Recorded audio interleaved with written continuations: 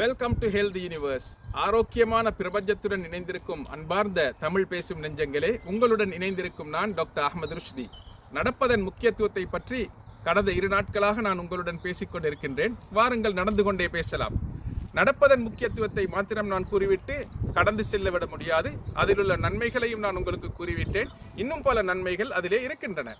அதிலே நீங்கள் ஒரு வெயில் நாளிலே, பொழுது இந்த கேம்பிரிட்ஜிலே பாருங்கள், விண்டராக இருக்கின்றது, குளிர்காலமாக இருக்கின்றது. இருந்தாலும் இன்று சூரியன் வெளியே வந்துவிட்டது, நானும் வெளியே வந்துவிட்டேன்.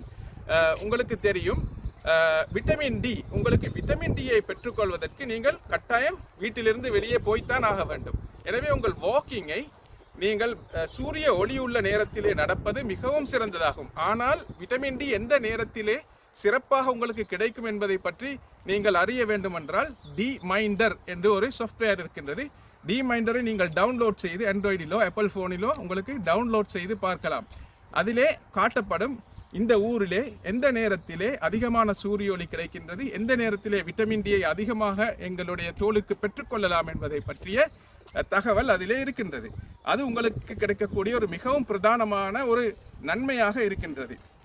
அதோடு ஒரு சந்தோஷமான செய்தி என்னவென்றால், இன்று அதிகாலையிலேயே என்னுடைய நண்பர் ஒருவர் ஒரு வீடியோ அனுப்பியிருந்தார். அதிலே எங்களுடைய நாட்டின் தலைவர் அதிமேதகு ஜனாதிபதி அனுரகுமார திசாநாயக்கா அவர்கள் வேகமாக விறுவிறுப்பாக பிரிஸ்க் வாக்கிங் நடப்பதை காட்டப்பட்டிருந்தது. உடனே அவர், இது உங்களது வீடியோவை பார்த்து தான் இவர் நடக்கிறாரோ என்று கேட்டார். நான் சொன்னேன், இல்லை, எனக்கு அவரை தெரியும்.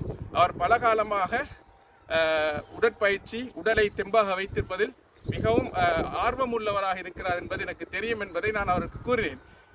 என்னை பொறுத்தவரையிலே அரசியலுக்கு அப்பாற்பட்டு இலங்கையிலே தன்னை ஒரு சுகாதாரமாக ஹெல்தியாக வைத்திருக்க முயற்சி செய்யும் ஒரு தலைவராக அவரை நான் பார்க்கின்றேன்.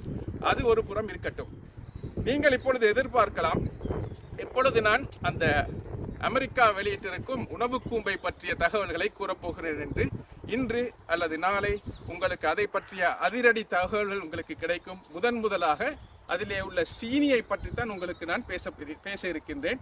சீனியை பற்றி அண்மையில் வெளியிடப்பட்ட கைட்லைனிலே என்ன சொல்லப்பட்டிருக்கின்றது என்று பார்ப்போம். எனவே அதை எதிர்பார்த்து காத்திருங்கள்.